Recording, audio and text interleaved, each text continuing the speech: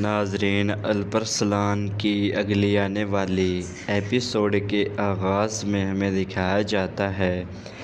کہ ہم دیکھتے ہیں کہ ہمیں مرگ بلّہ کا منظر دکھایا جاتا ہے، جہاں پر راجہ خاتون نے اس کرامتیوں کو زہر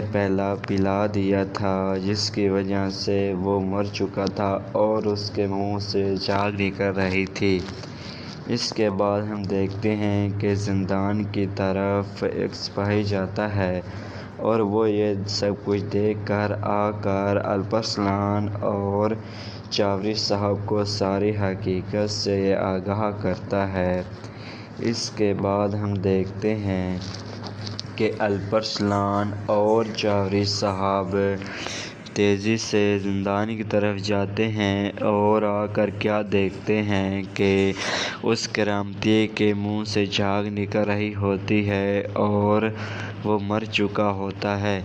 یہ دیکھ کر الپرسلان بہت حیران ہو جاتا ہے۔ اس کے بعد ہمیں دوسری طرف اگلے دن کا منظر دکھایا جاتا ہے، جہاں پر الپرسلان قبیلے کے ایک سائڈ پر باہر اکیلا بیٹھا ہوتا ہے، تو عائشہ خاتون چل کر الپرسلان کے پاس آ جاتی ہے اور اس کے بعد آنے کے بعد عائشہ خاتون الپرسلان سے کہہ رہی تھی کہ میں یہ دیکھ رہی ہوں کہ اکمہر والدہ مجھ سے دور دور رہنے لگی ہیں اور انہوں نے مجھے الپاگوس کے ساتھ دیکھا ہے، اور اس کے بعد میں ان کو کیا جواب دوں، میں ان سے نظریں نہیں ملا پا رہی۔ کیا اس کے بارے میں وہ جانتی ہیں؟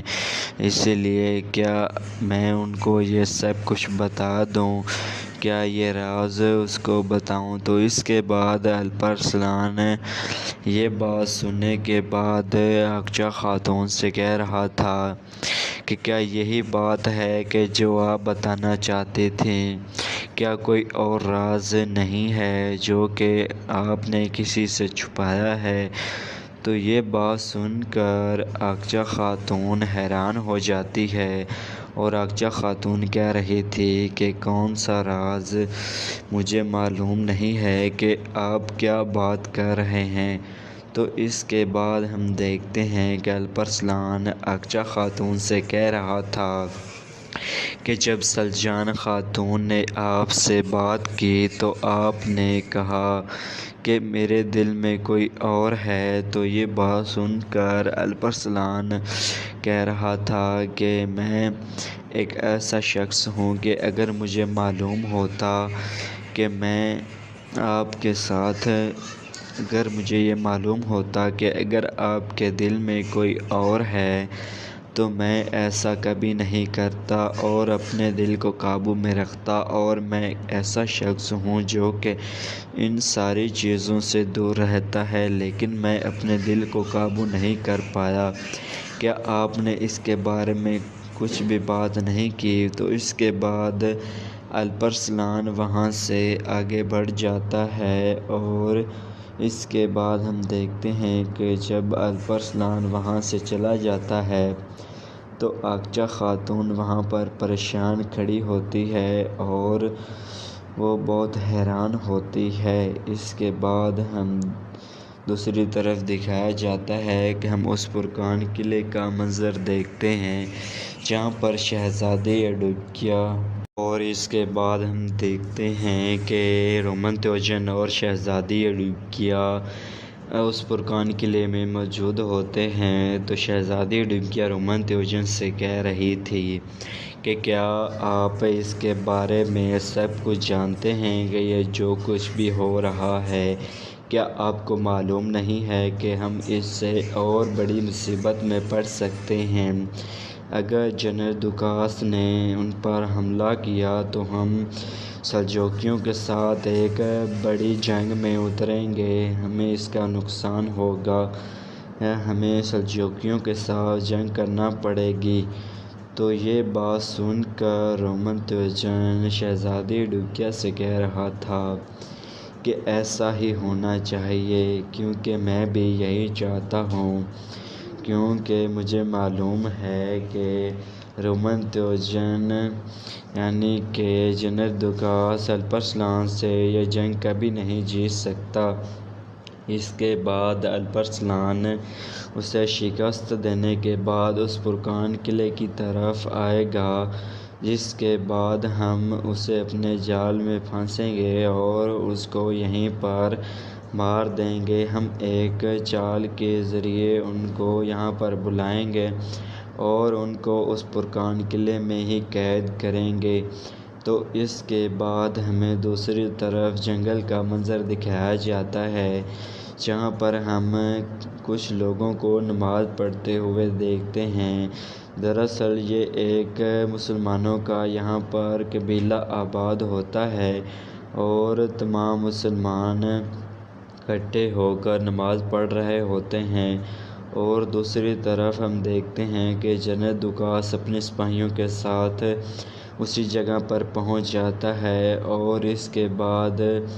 اپنے سپاہیوں کو حکم دیتا ہے کہ ان پر حملہ کرو۔ تو یہ بات سنتے ساتھ ہی تمام کے تمام سپاہی ان مسلمانوں پر حملہ کرنا شروع کر دیتے ہیں، اور اس کے بعد ہم دیکھتے ہیں کہ تمام کافر مسلمانوں کو شہید کر دیتے ہیں۔ تو اس کے بعد جنرل دوکاس اپنے سپاہیوں سے اور خود ہی سے کہہ رہا تھا کہ الپرسلان، اب تم مجھ سے نہیں بچ سکتے اور تمہارے پاس کوئی اور راستہ نہیں ہے، تمہیں ہمارے سامنے گھٹنے ٹیکنے ہوں گے اور تم اس کے بعد نہیں بچ سکو گے، اور تم جس اسرائیل کا ویٹ کر رہے تھے وہ میں ہی ہوں، اور اب تم ہم سے نہیں بچ سکتے۔ تو اس کے بعد ہمیں دوسری طرف مر قبیلے کا منظر دکھایا جاتا ہے، جہاں پر الپرسلان اور ان کے ساتھی اکٹھے بیٹھے ہوتے ہیں۔ اور اس کے بعد ہم دیکھتے ہیں کہ الپرسلان ایکسس سے پوچھ رہا تھا کہ بتاؤ اس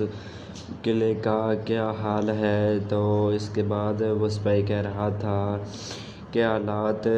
بہتر ہیں اور کچھ قدرے بہتر نہیں ہیں۔ تو اس کے بعد ہم دیکھتے ہیں کہ